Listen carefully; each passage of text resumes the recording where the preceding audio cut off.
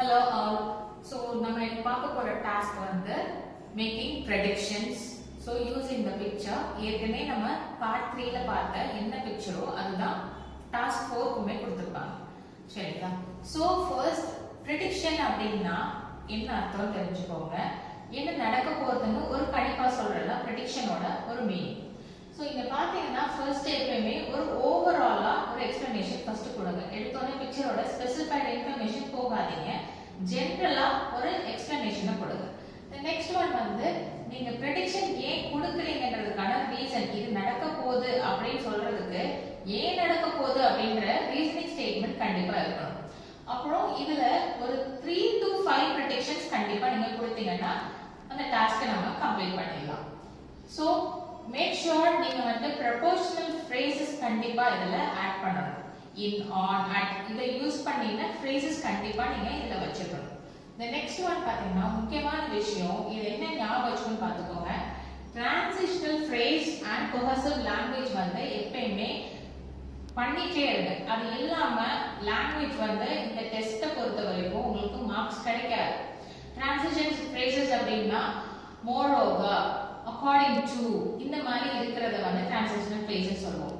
cohesive languageங்கிறது என்ன அர்த்தம்னா நீங்க வந்து அப்படியே கண்டினியூட்டிவா ஃப்ளோவா நீங்க வந்து நெக்ஸ்ட் ஸ்டான்சஸ் நீங்க கரெக்ட்டா அந்த சென்டென்ஸை ஃப்ரேம் பண்றீங்கன்றதுக்கானது தான் cohesive languageங்கிறது. சோ இதுக்கு கிளியரும் and at the same time ஸ்பெசிஃபிக்கான இன்ஃபர்மேஷன் ரீசனிங் நீங்க வந்து prediction-க்கு கொடுக்கணும். இப்படி நடக்க போகுது அப்படின்னு சொல்றது மட்டும் பத்தாது. என்ன நடக்க போகுதுன்றதுக்கான ரீசனிங் ஸ்டேட்மென்ட் கண்டிப்பா நீங்க கொடுத்து தான் ஆகணும். Next one show don't tell. that means இப்போ முடிஞ்ச அளவு ஒன்னு டிஸ்கிரைப் பண்ணும்போது அழகா அத வந்து தத்ரூபமா இருக்கணுமே தவிர இப்படி வாசிக்கிற மாதிரி பேசாதீங்க. அதுதான் இதுல ரொம்ப முக்கியமான கான்செப்ட். சோ இப்போ நம்ம என்ன பண்ணோம்னா டைம் லிமிட்ட கண்டிப்பா நம்ம மேனேஜ் பண்ணிதான். ஓகே, சோ இப்போ நம்ம இதுல பார்க்க போற vocabularies என்னன்னு பாத்தீங்கன்னா I can anticipate எதிர்பார்ப்பு, I can clearly predict அது என்ன சொன்னதா இது என்ன நடக்க போகுதுன்றது சொல்றது, I think நான் நினைக்கிறேன், I foresee நான் என்ன நடக்க போகுதுன்னு நான் சொல்ல வரேன், then I believe நான் நினைக்கிறது என்ன. சோ இது எல்லாமே ஒரே மீனிங் தான். I have a feeling எனக்கு என்ன தோணுதுன்னா சோ இது எல்லாமே என்னன்னா prediction இது நடக்கும் நான் நினைக்கிறேன் அப்படின்றதுக்கான பேசிக் ஸ்டேட்மென்ட். சோ இப்படி தான் நம்ம vocabulary சூஸ் பண்ணிடலாம். சோ இப்போ நம்ம பார்க்க போற டெம்ப்ளேட்ஸ் இத நம்ம 4 விதமா பிரிக்கலாம்.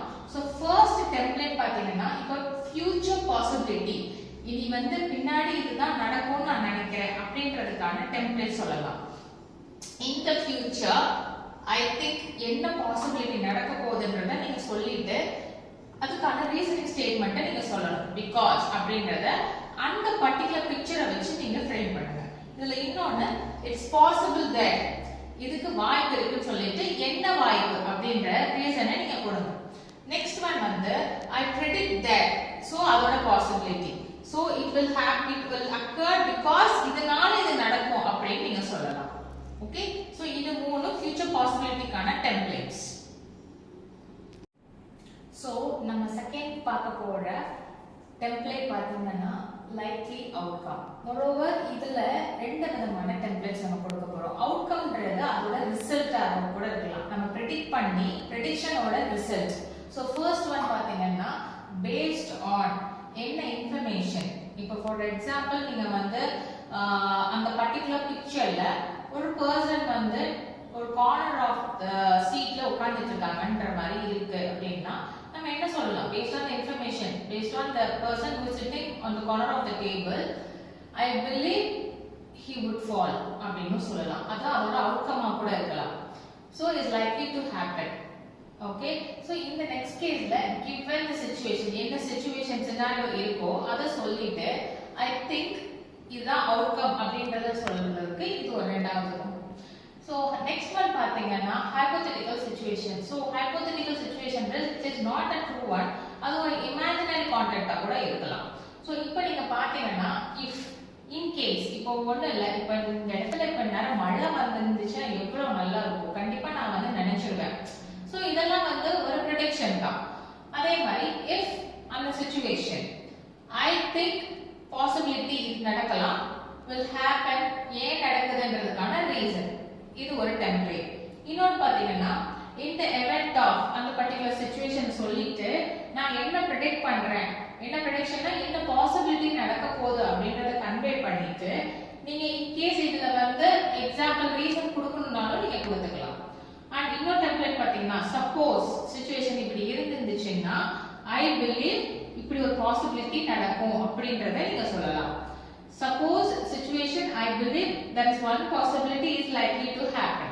Okay, so இந்த மூணு டெம்ப்ளேட்டும் இப்போ ஒரு இமேஜினரி கான்டென்ட்டா நீங்க வந்து அந்த பர்టిక్యులர் பிக்சருக்கு நீங்க வந்து கொடுக்கலாம். So கடைசியா உள்ள ட்ரெண்ட் அனாலிசிஸ், ட்ரெண்ட்ன்றது which is of the கரண்டா நடக்கக்கூடிய சிச்சுவேஷன், அதான் ட்ரெண்ட்னு சொல்லுவோம். So based on the current trends I think possibility நீங்க என்ன இருக்குன்றத கன்வே பண்ணிருங்க will continue happen. இப்ப நடந்துட்டு இருக்குது இன்னும் நடக்கலாம் அப்படி நீங்க சொல்லலாம். Given the current trend I predict அதே மாதிரி possibility என்ன இருக்கோ based on the particular picture will increase or decrease அப்படின்றதையும் நீங்க சொல்லலாம். Okay, thank you. See you in the next video. Bye.